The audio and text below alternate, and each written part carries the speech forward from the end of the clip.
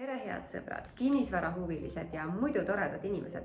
Täna ma toon kokku põhjused mulle väga palju esitatud küsimusele, miks on nii, et riigis kinnisvara hinnad on tõusnud, kui meil valitseb tervisekriisist tingitud kaos. Samuti annan ma omapoolse hinnangu, mida teevad kinnisvara hinnad tulevikus.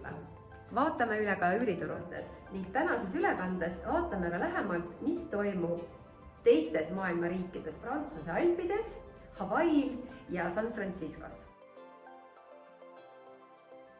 Täna on Tallinnas kinnisvara mediaanhind tugevalt üle 2000 euro ruutmeetri kohta ning tehingute arv on tegelikult jõudnud 2007. aasta tasemele. Täna on kinnisvaraturg väga aktiivne Tallinnas, kuid ma ei saaks nimetada seda täna buumiks, sest et kinnisvara hind koosneb erinevatest elementidest, näiteks tõusnud on ehitushinnad, vähenenud on pakkumine ning samuti mängib suurt rolli pankade poolt pakutud eluasemelaenu tingimused. Ning loomulikult ühe väga suure ja olulise nüansina mõjutab tänast kinnisvaraturgu ja sealjuures nõudlust inimeste hirm inflatsiooni ees. Keegi ei soovi saada mõne aja pärast oma raha eest vähem väärtust, kui see täna võimalik on. Ning kui me vaatame üle maailmset tervisekriisi ja sellest tingitud kaost majandustes, siis majanduse turgutamiseks ilmselgelt toimub rahatrükk, mis viitab mingi aja pärast kindlasti ka teatud sorti suurema või väiksemale inflatsioonile. Seega tänase kinnisvaraturu olukorra, hinnad, müügikiiruse ning vähese pakkumise saame kokku võtta järgmiste märksõnadega. Kardetav inflatsioon, vähenev pakkumine nii järelturul kui uusarendusturul, inimeste hea majanduslik järg ning pankade mõistlikud laenutingimused. Suure tõenäosusega ei ole mõistlik hinnalangust oodata ja seda järgmistel põhjustel. Esiteks, ehitushinnad on märkimisväärselt tõusnud, samuti on tõusnud maahinnad. Nõudluse ja pakkumise suhe ilmselt ei taastu veel lähima aasta jooksul. Täna ostetavat vara ei hakata tulevikus müüma odavamalt ning kindlasti on teatud osa selles ka inflatsioonil lähitulevikus ning loodame siiski, et ka turism taastub, mis toob Eesti turule aga väga palju võõrkapitali, sest võrreldes muu maailmaga on tegelikult Eesti kinnisvara hinnad veel väga soodsad ning samuti ka üüritootlus on Eestis väga hea. Hea on tõdeda, et üüriturg on meil stabiliseerunud, paljud Airbnb ja Bookingu kaudu turule tulnud üüripakkumised on tänaseks leidnud endale pikaajalised üürnikud ja see on toonud stabiilsust üüriturule ning samuti stabiilsust üürihindadesse. Täna me oleme enam-vähem jõudnud tagasi sinna, kus me olime 2020 algus ja näha on, et üürivarade omanikud on üha vähem valmis tegema kompromisse ja järeleandmisi üürihindades. Seda muidugi saavad endale täna rohkem lubada need varad, mis asuvad eriti hinnatud asukohtades ja on kauni ja värske sisekujundusega ning muude privileegidega.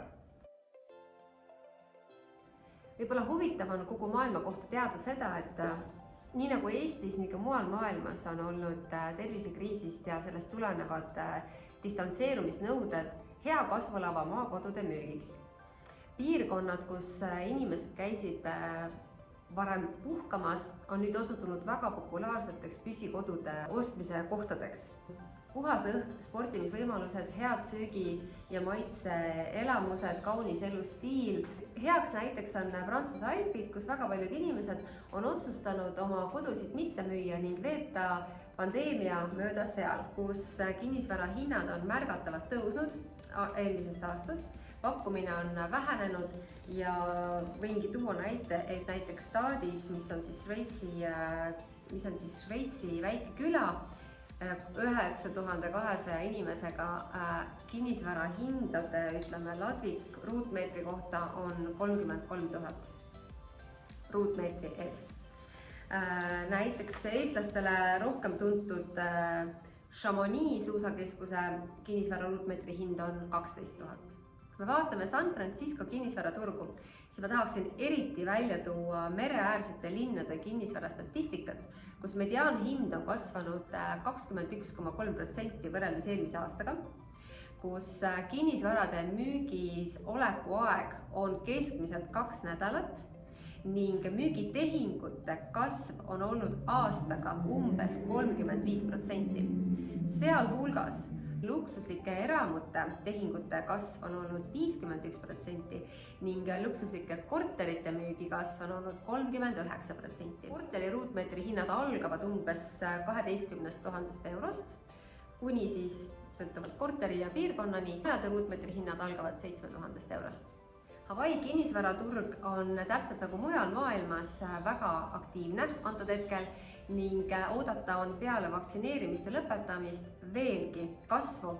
Kinnisvara hinnad on kasvanud 20% ja kinnisvara hindu on kasvatanud enamasti luksuslikuma kinnisvara müük. Hawaii'le saab keskmist sorti maja osta endale natukene alla 1 miljoni ning korteri saab soetada endale umbes 450 kuni 500 000-ga.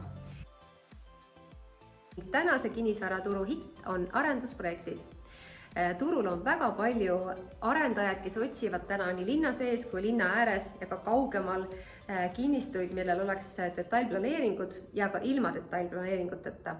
Nii et kui teil või te teate kedagi, kellel on sellised kinnistud, detailid pooleli või varsti saamas kinnitust, siis andke aga julgesti teada. Täna on hea aeg neid asju müüa.